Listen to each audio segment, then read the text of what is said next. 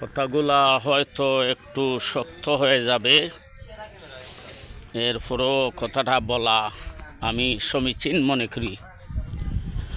সুতরাং এই কথাটা না বললেই না হয়। আমাদের দেশে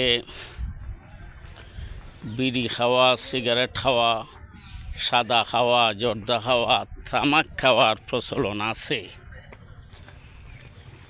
কোরআন হাদিস এগুলা রিসার্চ করলে পরে পাওয়া যায় যে নেশা করা প্রত্যেক ধর্মেই হারাম।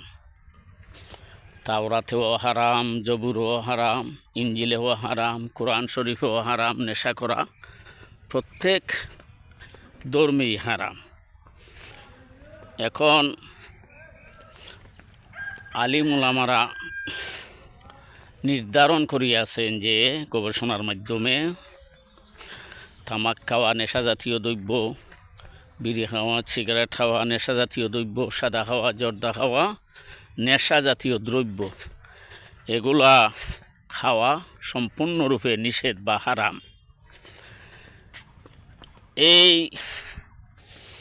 সাদা, জর্দা, তামাক, বিড়ি, সিগারেট খাওয়ার যাদের অভ্যাস আছে, এগুলা হঠাৎ করে যদি পারেন পরিহার করতে তো ভালো, যদি পারেন না আস্তে আস্তে এগুলা পরিহার করেন। এগুলা স্বাস্থ্যের জন্য ক্ষতিকর, এগুলা সমাজের জন্য ক্ষতিকর। এগুলা বর্জন করাই বাঞ্ছনীয় এবং উচিত। পাশাপাশি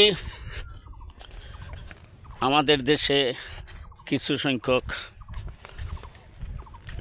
সংখ্যক উলামা আছেন যারা বিড়ি সিগারেটও খায়, আবার ইমামতিও করে। বিড়ি সিগারেট পান করে, তামাক পান করে ইমামতি করা মাকরুহ।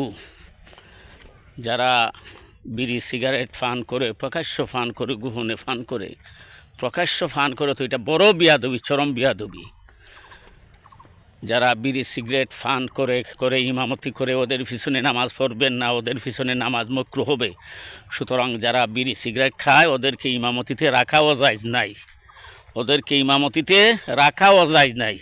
সুতরাং মুসলমানগণ হুঁশিয়ার, আমরা যেন হুশ বুদ্ধি ঠিক করে চলি। পাশাপাশি অনেক মহিলারা বা কিছু পুরুষরাও সাদা জর্দাকে ভিতরটাকে একবারে গা করে ফেলতেছেন, যার কারণে ডাক্তারের কাছে গেলে সম্পূর্ণরূপে নিষেধ করে। আর ভিতরের মধ্যে যখন প্রদাহ বা গার সৃষ্টি হয়ে যায় তখন ওষুধ সেবন করলে ওষুধও কাজ করে না।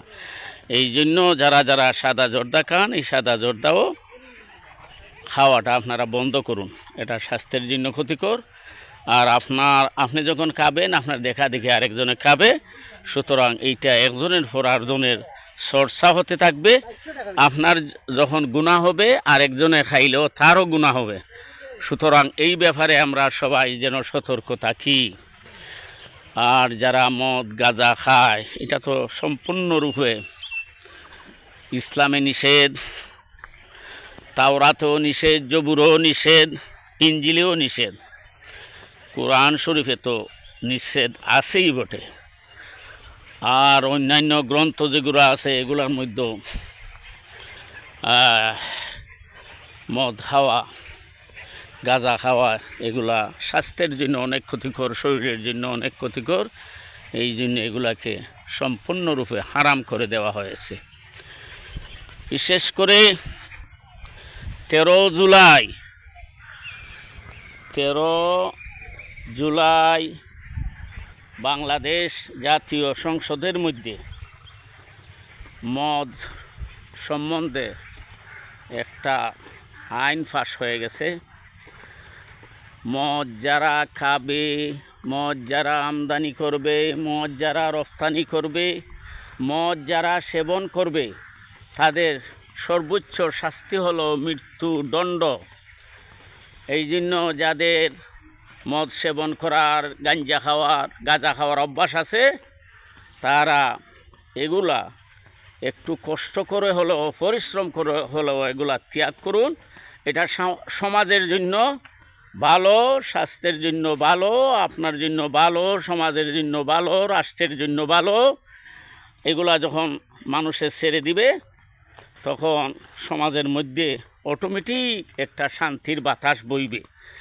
বিশেষ করিয়া যারা নিশাপান করে, নিশাকুর, ওদের পরিবারের মধ্যে শান্তি নাই।